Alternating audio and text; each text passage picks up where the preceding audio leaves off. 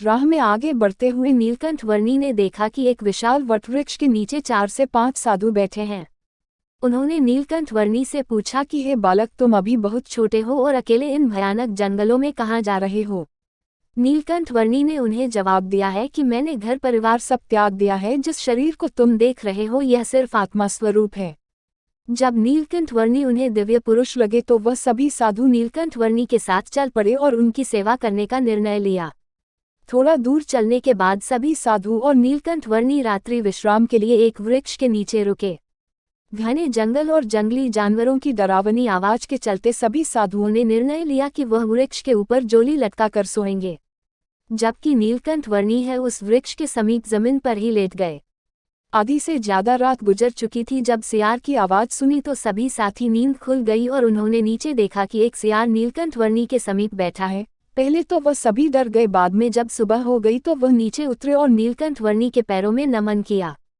सुबह होते ही नीलकंठ वर्णी बद्रीनाथ की तरफ बढ़ने लगे। शुक्ल पक्ष की एकादशी के दिन हरिद्वार पहुंचे और यहां पर पहुंचकर उन्होंने गंगा में स्नान किया।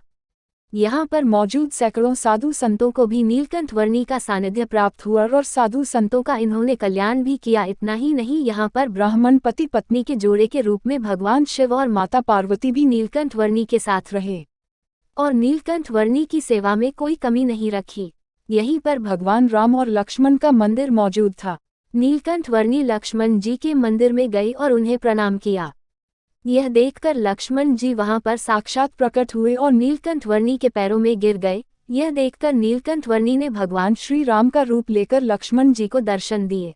कहते हैं कि माता गंगा ने भी स्त्री का रूप धारण करके उपहार स्वरूप कई फल और मिठाइयां नीलकंठ वर्णी स्वामीनारायण को समर्पित किए थे।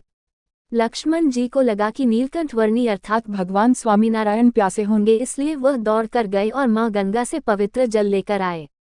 लक्ष्मण जी का सेवा भाव देखकर भगवान स्वामीनारायण बहुत प्रसन्न हुए और लगभग वहां पर 10 दिनों तक विश्राम किया। यहां से निकलने के बाद घनश्याम पांडे, भगवान स्वामीनारायण, नीलकंठ वर्णी, सहजानंद जी स्वामी, कुछ भी कह लो, अलकनंदा नदी के समीप पहुंचे। यह वही स्थान था जहां पर भगवान श्री कृष्ण की याद में उद्धव जी ने वियोग किया था। नारद जी द्वारा बताए गए श्रीपुर नामक शहर में रुके। वाराणसी में काशी विश्वनाथ के दर्शन करके आगे बढ़ गए। इसके बाद उन्होंने केदारनाथ ज्योतिर्लिंग के भी दर्शन किए।